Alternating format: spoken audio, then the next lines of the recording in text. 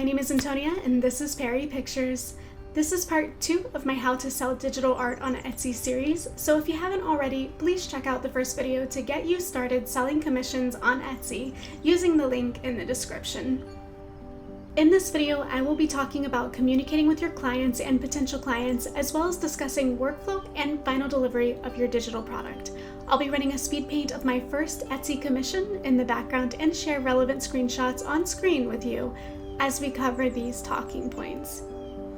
First and foremost, communicating with clients. Keep all communication clear, concise, professional, and friendly. Proper spelling and good grammar are expected if you are conducting a business transaction. It is just as important to make sure what you are communicating is clear to avoid misunderstandings and frustration. One good practice I've picked up from the office space is to repeat back a summary of the customer's request just to confirm you understand what they're asking you to do. Part of keeping it clear is keeping it concise. Wordy emails are daunting, can be stressful, and forgettable. If your message becomes a wall of text, it is more probable that important information will get lost along the way. Lastly, be friendly. I've been told many times that the way I speak is very formal and uptight and can come across as cold or conceited or even a perceived superiority complex. Knowing that already about myself, I try to speak with a soft and kind tone of voice. However, text lacks verbal cues, so it's my personal belief that it is okay to use the occasional emoji to convey friendliness. If you're not comfortable relaxing professionalism to the point of using emojis in your messages, that's totally understandable. Just try to include an ample serving of P's and Q's. Along the lines of communication, it is also important to think about the commissioner's end use and ask the appropriate questions. For example, what size and ratio is optimal for their intended use? Do they need a transparent background, etc.? Take an interest in the customer's utility of the work and be flexible. I received an unexpected request on my group character commissions listing for isometric VTT virtual tabletop full body tokens with a subtle top-down tilt. In order to successfully serve this client, I needed to be both interested in the utility and be flexible with my order template. In Etsy Messenger, I made sure to ask the customer for the file size he needed to fit the maps these tokens are being used on, and an example of the tokens or the map to make sure I get the angle of the tilt right. I also confirmed that the tokens need to be on a transparent background, so the file type had to be a PNG. I wanted to make sure that I gave the customer something that didn't just look good, but worked well for his needs, and as a result, he left me a 5-star review and returned for additional commissions. I also urge you to speak up when a request is outside of your breadth. Better to be candid with the client from the beginning than to take on a job you're unequipped to perform. For instance, I received a request for a group commission and the commissioner messaged me to ask about adding background art. While I was comfortable adding a simple background, the request was for a pirate ship, which I have drawn before and know from that experience that is not a simple task for me. Since I was not comfortable taking that request, at the risk of disappointing the client and potentially losing that commission, I conveyed to the client that a pirate ship was outside of my scope. Now, in doing so, I also employed another lesson learned working in the commercial industry. If you bring a problem to the table, also bring with you a plan to solve that problem. In this scenario specifically, I suggested an alternative to a pirate ship with a visual example, and it turns out that the client really liked that idea. Before we move on to the next bullet point, I'd just like to take a minute to get out of lecture mode and talk a little about this commission I'm working on the background. This was my very first Etsy commission, and it is by somebody I know personally. It is a family member, and I am so thankful that they supported me and my effort to start my own Etsy store by making an actual purchase. This drawing was requested by my sister Nancy of her daughter, my niece, as a monster hunter, and a couple of these photos over to the left side, those are my references of the star of this portrait, and I am just really excited to be able to make this drawing for her. I know that she's gonna really enjoy it. She hasn't even seen it yet, you guys. And this is a gift from her mother to her, but the artwork is also kind of from me, so it's sort of a coordinated effort, and that makes it even more exciting. Not all of my commissions are going to be people that I know personally, and so it's going to require that I look at this from a very business-like standpoint, the way I've been sort of explaining as we go through the talking points. But a great way to start your Etsy store is to find somebody that you know personally that is willing to support you financially with a order and practice these techniques on them.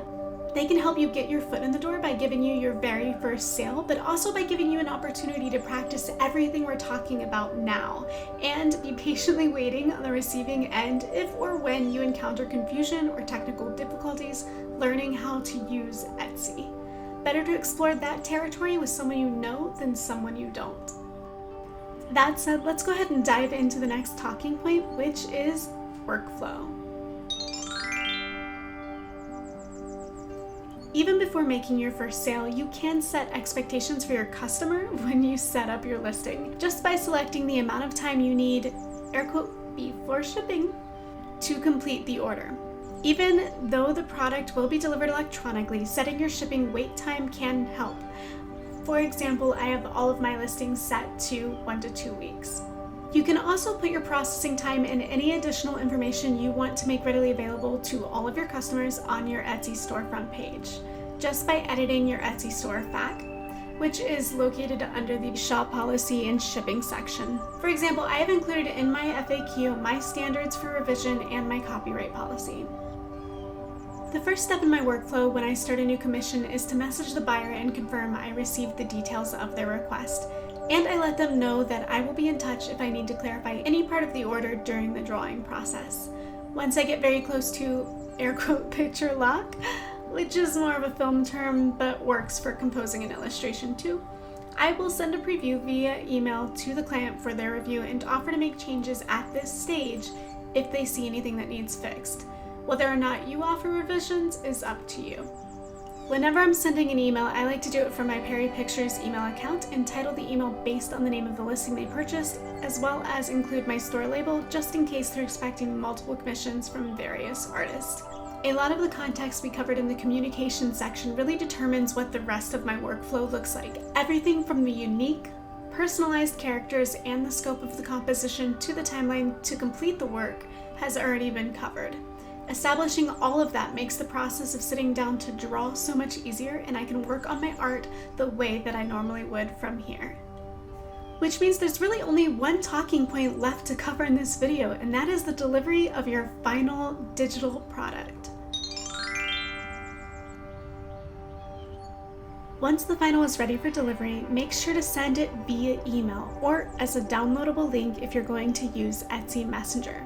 I do not recommend sending the final deliverable as an attachment over any messenger service, whether it's Etsy, Facebook, etc., because they will shrink the file and it will lose quality. It is customary to reiterate in your email or in your message what you are delivering in the title, as discussed previously, and also in the body of the message.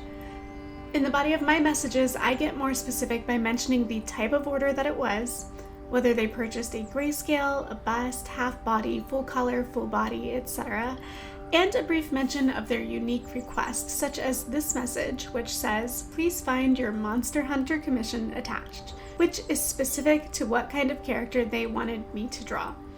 And this client graciously agreed to let me use her commission as my example and time-lapse for this video. I like to end these emails with a statement like, "If you love it, please consider leaving a review on Etsy with the image attached. Signed, thank you for your business," and my name. This way, it encourages happy customers to leave a nice review. As you're clearing your queue on Etsy specifically, your dashboard will require you to move your open orders to shipped once you've delivered your product. When you make that selection, there is an option to add a personalized note to your shipping receipt for your customer.